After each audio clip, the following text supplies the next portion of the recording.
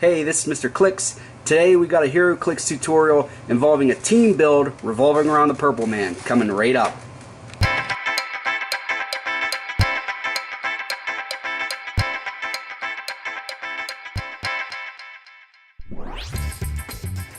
Hello and welcome to Mr. Clicks Flicks. I'm your host, as always, Mr. Clicks, working every day to bring you the best Heroclix channel available on YouTube.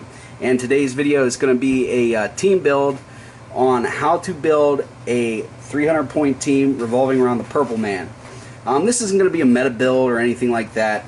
I actually got the inspiration from this video from another channel that has been popping up on my recommended page called Happy Little Heroclix. His content over there is pretty good, so I'll try to have a link in the description below.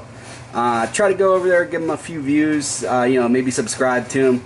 I like what he does, and he had a build involving the Purple Man, and I liked it, but there were some tweaks that I would have done for my personal playstyle, so that's what this video is going to be. Go ahead and in the comments below also just put your how you would build a Purple Man team at 300 points, and maybe give me some critiques on mine. So let's go ahead and get into who specifically is on this team. Of course, we have the man himself, Purple Man, from Avengers Defenders War set. He is 70 points. We have Jessica Jones, also from Avengers Defenders War, at 15 points. This is the main set rare. Then, once I did that, I went with the Overdrive Uncommon, 35 points from Superior Foes of Spider-Man. Then I did 50 point Kingpin from Superior Foes of Spider-Man Fast Forces. Then I went with 80 point Dr. Octopus LE, a 50 point Norman Osborn from the main set Superior Foes of Spider-Man, and on my sideline was the 65 point main set Green Goblin, also from Superior Foes of Spider-Man. We'll get into why he's on this team here in a minute. So let's go ahead and talk about the main character himself. The focus of this team is the Purple Man. He has a trait and two specials. His trait is once a victim, always a victim.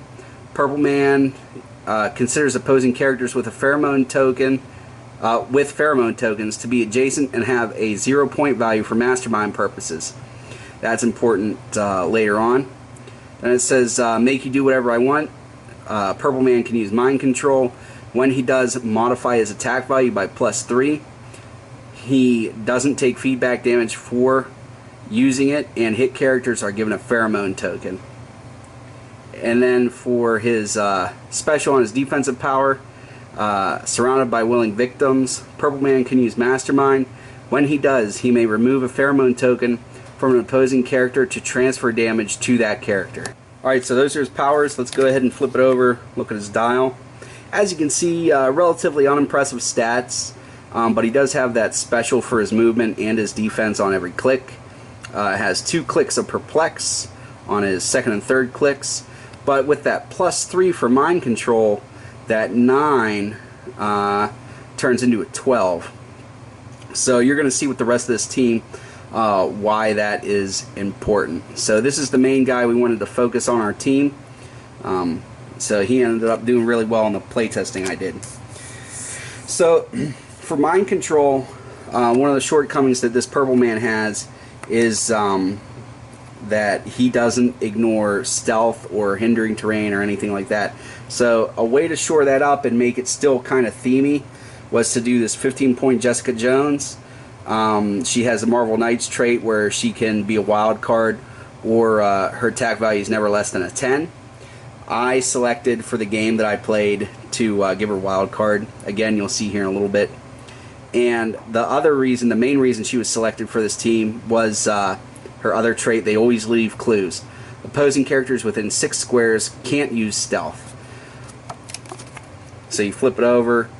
Not a terrible dial, especially for 15 points. Leap, climb, sidestep, toughness, defend. But the important thing is that Stealth Buster trait. That's why she's on this team. So What we're going to do with this team to make sure that Purple Man can hit is we picked out Kingpin from the Fast Forces of Superior Foes of Spider-Man for his My City, My Rules trait. It says Kingpin and friendly characters within 8 squares are considered adjacent to each other for purposes of Sinister Syndicate team ability. So what Sinister Syndicate team ability is 2 adjacent characters, you pick out the highest attack value and they share that. So this says that they don't need to be adjacent, they just have to be within 8 squares of Kingpin. So it says he has a second, or he has a special for his damage. It says Kingpin can use leadership and outwit. When he uses leadership, he can remove an action token from a character with the Sinister Syndicate keyword regardless of point value. So he can remove tokens from people that are higher points. And the nice thing, at least right now, about leadership is if they're the same points, you can't take it off either. So there's a few 50-point characters on this team, so other than Purple Man and Jessica Jones, he can take a token off of everybody, which was really handy. Then you flip it over and you see the other reason why he's on this team is he has an 11 attack, which on a 50-point character is really good. So he's sharing that 11 attack with everybody within 8 squares. You have Purple Man via his Minions of Doom team ability, copying Sinister Syndicate. So he gets his 11 attack, and via Heroclix rules of replace then modify. So what you do first is you replace his attack value with the 11 from Kingpin. So that gives him an 11. Then you get your +3 from the Purple Man special on his movement. So that pumps him up to a 14 attack, 6 range with 2 targets for mind control, doesn't take feedback damage, puts out those pheromone tokens, and now you're off to the races. You're going to have even if somebody has a 20 defense, you have a better than average shot at hitting. Especially, there's a couple perplexes on this team. Now, granted, Purple Man's maxed out, but you can perplex down your opponent's defenses to give them an even better chance. Like if somebody did have a natural 20 or had it perplexed up to a 20 somehow, you're able to perplex it down. There's also plenty of outwit, so if somebody had energy shield deflection or something like that, you could take care of it to make it really easy to hit with him. So Kingpin is a real linchpin on this team to really crank out that attack value. And to help to help Purple Man get around the field and to have Jessica Jones and Kingpin near him, I selected Overdrive, also from Superior Foes of Spider-Man. He has a special where anybody that he shares an attack with gets sidestep via the Sinister Syndicate ability. He also has, and this is why he's on the team, another trait. It says, the world is my getaway vehicle. Give Overdrive a free action when he is adjacent to a standard object.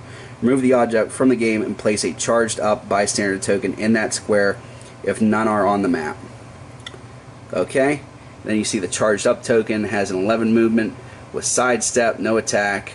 It says vehicle can only be piloted by a character named Overdrive, and it has a whopping 4 passengers. So what you do is you use Overdrive to be the pilot. You pick 4 people to go around with them. The 4th person I had going around with them was Norman Osborn. And this seems like an odd pick at first until you see what his trait is. And it is, if it'll ever come in focus, still wearing the mask underneath. At the beginning of the game, you may place a character named Green Goblin from your sideline on this card on any click and choose a power on that click. Norman Osborn can use that power this game. So this is his stat line by himself. Okay, so his last 4th click is pretty offensive. 10 attack with charge, super strength. That's pretty good. But we're picking him to be a support figure. So he has outwit, okay, up front with a 5 range, but it's a minimum value of 6. Then what we're going to do is we select the main set from Superior Foes of Spider-Man Green Goblin, and we select him for the special on his damage. A team of incompetence, I have to show the way. It says Green Goblin can use enhancement and perplex. So Norman Osborn by himself, and you just pick either one of those first 2 clicks to set him on Norman Osborn with. So that means Norman Osborn, his entire dial has perplex and enhancement, and then in addition to that, either outwit or battle fury. So obviously you'd prefer him to be on one of the outwit clicks to really help your team. So there's that. And then looking at this team, there didn't really seem to be another secondary attacker. It seemed like if Purple Man went down, I was hurting pretty bad. Although a couple of these guys, like Norman Osborn's not bad as a tertiary. Same thing with Kingpin. Like they weren't bad, but not great. So I selected to be another attacker this Dr. Octopus from the LE, from the Sinister Syndicate one. 80 points, has Sinister Syndicate team ability, and his main jam is his trait, where it says at the beginning of your turn you may place up to 2 tentacle pair tokens on this card, maximum 2. Modify Dr. Octopus's defense by +1 for every tentacle pair token on this card. Give Dr. Octopus a power action. Remove 1 or 2 tentacle pair tokens from this card, and until your next turn, Dr. Octopus can use Giant Reach, locks his damage value at his printed value, and can use Flurry once as a free action for each tentacle pair you removed from this card. Okay, and then you look at his top dial, because this isn't from one of the sets where they have the dial printed on the back. He has a 9 movement with plasticity, 10 attack, 16 defense with willpower, 3 damage with outwit. Now because of Kingpin, that's an 11 attack, and he has the outwit, which is really important to take care of defensive powers. And so what you do is you give him the free action, you put 2 tentacle tokens on his card, you give him a power action to remove them. Then once you give him a power action to remove them, you get 2 free flurries during your turn. So it's a really popular meta thing, or at least it was getting to be, where Overdrive carried Dr. Octopus, and then he did his 2 flurries, and then you sidestepped away. That's what I was planning on doing, is basically you carry Dr. Octopus across the field with probably Norman Osborn, Purple Man, and Jessica Jones. Did your flurry, sidestepped away, placed Purple Man so he had line of fire but was, fairly far away. Then they had to make a decision their next turn. Are they going to accept the 14 attack dual mind control, or are they going to try to go for a flurrying Dr. Octopus that's going to flurry them again their next turn because he has willpower?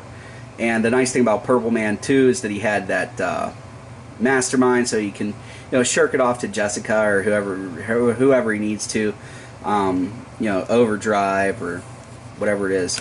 But overall, this team worked out really good. The one game that I did play, I did end up losing Purple Man, but that wasn't anything really wrong with the figure. I miscounted my actions that one turn, and I needed another action to come over and clean up somebody that was going to be able to KO him. And like I said, I just miscounted. So that's the general idea. Just have Overdrive pop out his token, carry Jessica, Purple Man, Kingpin, and Doc Ock. Or you can switch out Norman Osborn for Kingpin, and then just have Kingpin trail behind, because they just have to be within 8 of Kingpin to share that 11, so you'll still be good to go on that. And then flurry twice with Dr. Octopus. He's able to do it because both of his flurries are free actions, so he can be carried and then flurry and then carry again. And then follow up with Purple Man with a massive 14 attack for mind controls. And then once you mind control somebody, that's where this team gets silly, because then if they attack you, unless they outwit your special on your defense, which is what happened to me, you're going to transfer that damage to their own team, and it's just going to be ridiculous. You know, if you get in a situation where they take out everybody but Purple Man and you've been able to mind control people all game, they're never going to be able to hit them. They're just going to be hitting their own guys. So, really good team. So just in the comments below, again, just go ahead and put your Purple Man team. And now let me know if you like this style of setup. I know I've been doing a lot of that Heroclix 101 where I'm showing you like an archetype, like how to build like a TK yo-yo and whatnot. But tell me if you want me to mix in more of these specific builds for you.